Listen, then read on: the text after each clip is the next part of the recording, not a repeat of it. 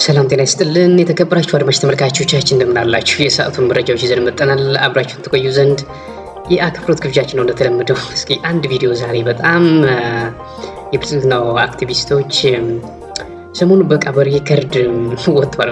ቅጅ ምናምን የስልክ ቅጅ ምናምን ወጥቷል። እነ እስክንድር ምናምን ወዘተረፈ እያሉ በጣም በቃ ደስታ ላይ ናቸው፣ እየቦረቁ ነው በጣም እስኪ በሱ ሪያክት እናድርግ። የመጨረሻ ጅሎች ናቸው። በነገራችን ላይ የብልጽግናው አክቲቪስቶች በሙሉ ጅላጅል ናቸው። ይሄ ጅላንፎ ምናምን የሚላቸው ሰውየው ራሱ የስድብ እንትን አይደል፣ የስድብ ስም የሚያወጣው ራሱ ጠቅላዩ ጅላንፎ ጅላጅሎች የሚባሉት በአጠቃላይ በብልጽግና ዙሪያ ነው ያሉት። ጅላጅሎችን የሰበሰቡ ቆቆቹን ያዋስሯል።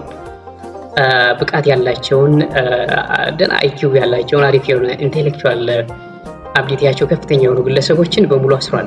ክርስቲያን ታደለ ቆቆቹ ምን ያህል ጠቅላይ ሚኒስትሩን ቻሌንጅ እንደሚያደርገው እንዴት በቃላት ሚሳኤል እንዴት እንደሚመታው የጠቅላይ ሚኒስትሩን ጭንቅላት እና ያው ለዛ ነው የታሰረው። ክርስቲያን ታደለ በተለይ የአብይ አህመድ ጸር ነበረ እና አሁን በአብይ አህመድ ዙሪያ ያሉ ባለስልጣናት በሙሉ ጅላጅል ናቸው፣ እነዚህን አክቲቪስቶችን ጨምሮ ማለት ነው። እና የአበበ ቶላ የሚባል ግለሰብ የሆነ ሪከርድ አግኝቶ በቃ እንዳለ እየተለፋደደ ነው። እስኪ እንስማውና ሲለፋደድ ሪያክት እናደርግበታለን። ሻዕቢያን ደጅ መጥናት ስነ ስርዓት ነው ሲያከናውኑ የነበረው። እስቲ እሱን ደግሞ ወደ እናንተ ነው ደወሉት ቁጥር መስመር ቀጁ ዛሬ ደግሞ በደንብ እስካፍቲሙ ነው የቀዳው። የደወሉት መስመር እስከሚለው ድረስ ሴትዮዋ ሁሉ አየሩንም አብሮ የሚቀዳ ነው ይመስለኝ። ቀጁ አልተቻልክም። እስቲ ደወሉት ቁጥር መስመር ደፈሩ ቀጁ ዛሬ በጣም በትጋት ነው የቀዳው። እንስማ እስቲ። አትውጣ ገብቷል። አሞራ ሰላም በለው አርበኛ። ጤና ይስጥልን ጠናቦም አርበኛ ደግሞ ለምዳለች አሞራው እንግዲህ መሀል ላይ የምታዩት የሻዕቢያ የስለላ አመራር የተባለ ነው እና ሰልለ ሞታል። አባዬ አሞራው ነው ሞታል። ተቀልበሃል፣ በእንትን አፈፍ ተደርገሃልና እዚህ ጋር እንግዲህ የሚለው ምንድነው ገና ሲጀምር ማለት ነው ወንድም አለም ብሎ ነው የጀምረውና ስሙት። ያው ሲያንባርቅ እየሰማችሁት ነው። ያው እንግዲህ ደረጀ በላይ ነው የጎንደሩና መልክ የሚባሉ ከእስክንድር ጋር የሚሰሩት ፋኖች ናቸውና አወሩ ብሎ ምናምን የወጣ ቅጅ ነውና እየተደፋደደ ነው። አሁንም እስኪ ቀጥል። ደረጀ በላይ ወንድም አለም ያለ ሁሉ ወንድም አይደለም። ከሻዕቢያ ጋር እና አበበ መልኬ ወንድም አለም ያላችሁ ሁሉ ወንድም አለም አይደለም። ከሻዕቢያ ጋር ስርስር ስላላችሁ አንገት ከሚሰበር ባይተኮስ ቢቀር አፈርሶት እቺ መንፈስ ቅዱስ ያናገረን ጻፏት። አንገት ከሚሰበር ባይተኮስ ቢቀር ብላችሁ ጻፉልኝ። እስቲ እንስማቸው። ሰላም ነው። እንዴት አለ ጀነራል? እንደምን ነህ? ደህና ነህ? ደህና ነህ? ሰላም ነው። እግዚአብሔር ይመስገን። ደህና ነን እግዚአብሔር ይመስገን። ኧረ እንደው አሞራዬ ይኸውልህ በቃ ብዙ ቀን ሆነን ይኸውልህ እንደው አሞራዬ አባባ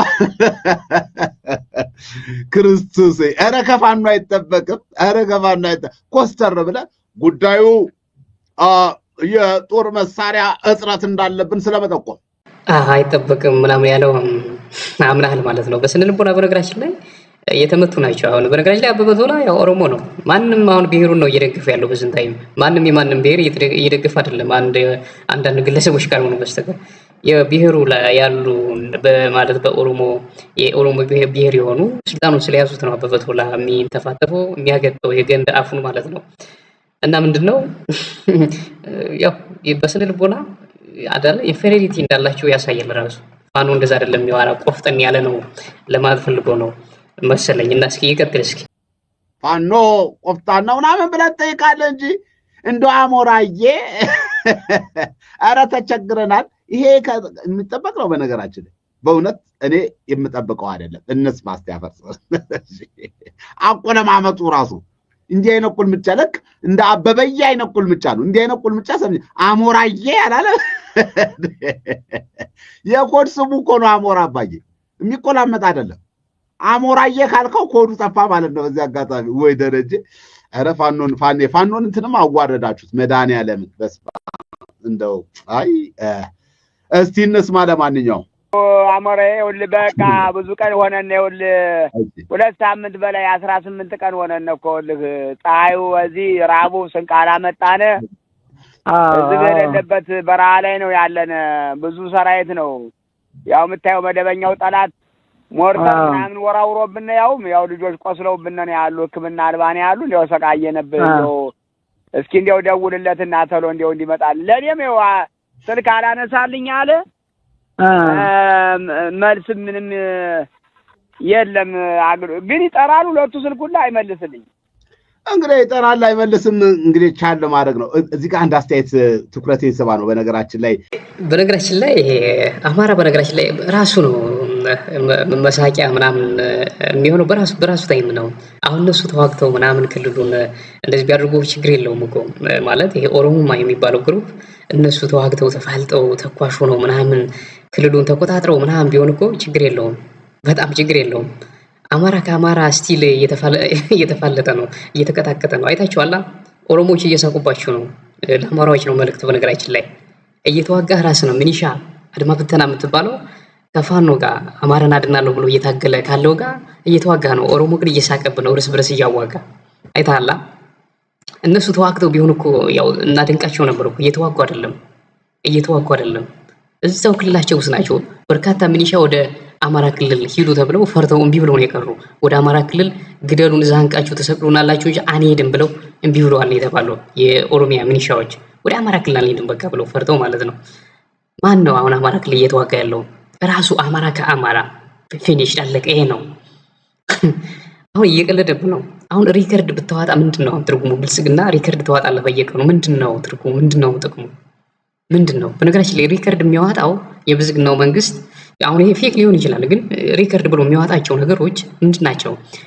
እየተመታ ባለበት ሁኔታ ነው። አሁን ሰሞኑ በርካታ የመከላከያ ሰራዊት አዲስ ምናምን ከርቷል በሙሉ የጀነራሎች ምናምን ሁሉ የከዷሉ እየተባለ ነው። እና የሆነ ምት ሲመታ ነው የሆነ ዳይቨርት ለማድረግ ነው። በደንብ ነው እየተመታው። ይሄ አንድነት ዘመቻ የሚለው በተለይ አቃውሶታል። የብልጽግናውን ሰራዊት በደንብ ነው ያቃወሰው። አንድነት ዘመቻ እያካሄዱ ነው በአራቱም ግዛቶች ማለት ነው። አንዳንድ ፋኖች ያልተቀላቀሉ አሉ እንጂ በሙሉ በአራቱም ወደ 100 ምናምን ግንባር ተከፍቶ እየተፋለሙ ነው የፋኖ ኃይሎች። አንደኛ ይሄኛውን ለመቀልበስ ነው። ሁለተኛ ጀነራሎች ከድተዋል። አብይ አህመድን የከዱት ጀነራሎች አሉ፣ የታሰሩም አሉ፣ የቁም እስረኛ የተባሉ የሆኑ እየተባለ ነው። እንደዚህ አይነት ነገሮች አሉ። ገብቷቸዋል። አሁን መጥቶ እዚህ ቢያግጥ ምንም እንዳይመስላችሁ፣ ግን የግድ ሪያክት ማድረግ ስላለብን ነው። መምታት ነው። እነሱ እንደዚህ ሲያገጡ መዶሻ ይዘህ መጥተህ አንተ ጸረ መቅጠጥ ትመታዋለህ ማለት ነው። አሁን ያገጣል። አሁን በነገራችን ላይ ይሄ ፖለቲካው አይገባውም። ይሄ አበበ ቶላ የሚባለው ሰው ዝም ብሎ ነው የሚያገጥ።